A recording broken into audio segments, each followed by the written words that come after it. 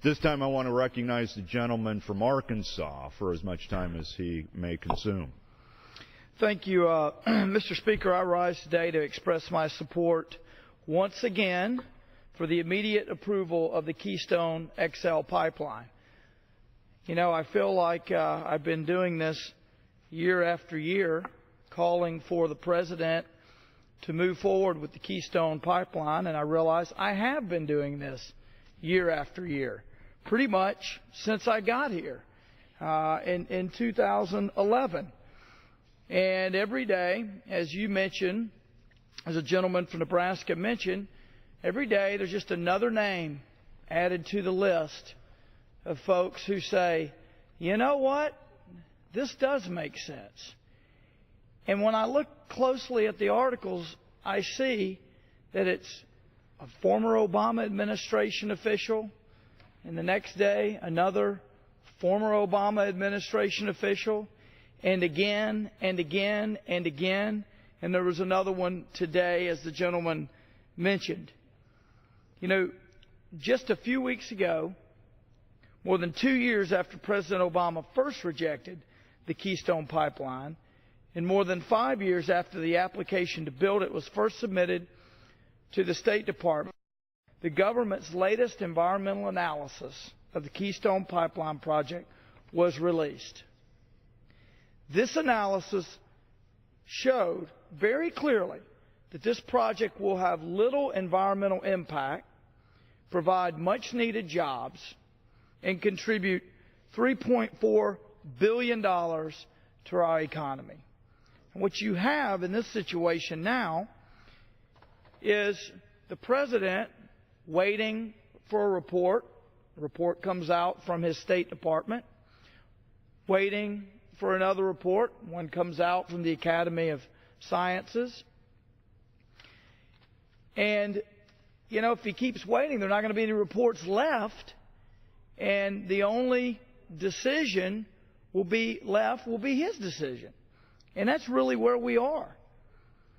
Hardworking Americans are ready for a real, all-of-the-above energy strategy. And the need for this is made more and more clear by what's been going on with Russia and the Ukraine.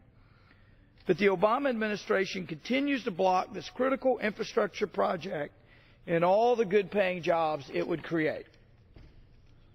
I believe they're doing it for one reason and one reason only: politics. Because they have some extreme supporters that they want to keep relatively happy in an election year. And that's what this is all about. Where I live in Little Rock, Arkansas, workers at a company called Wellspun have manufactured hundreds of miles of pipe.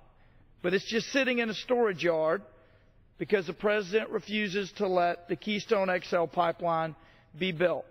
In fact, I was wondering whether there was still some out there, and we confirmed today there's still about 350 miles of pipe out there in the yard.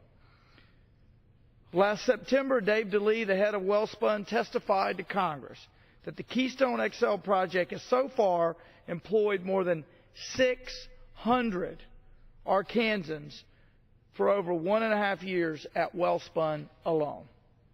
Imagine how many other people could get paychecks, could have a job for all the other work related to the pipeline, including construction, work, and operation of the pipeline. Americans are looking for work right now. They've waited long enough. It's time to build this pipeline. I understand that some folks are worried about protecting the environment and making sure our families and children have clean water to drink. I am too. So let's not argue over settled science. Research released last year from the National Academy of Sciences concludes that the oil sands crude Keystone will transport is no more corrosive than other crude oils and does not increase the risk of leaks. We all saw what happened when a train carrying oil in Canada derailed last July. Most of the entire town was obliterated and nearly 50 people were killed. That was tragic and devastating. We know that pipelines are safer. We know this. The solution is clear. We need to improve and modernize our pipeline infrastructure, and the Keystone XL project will include over 50 additional safety measures. President Obama and Secretary Kerry should do the right thing for our environment and the right thing for American workers. Let's create jobs. Let's build Keystone now. Thank you. Thank you to the gentleman from Arkansas. At this time,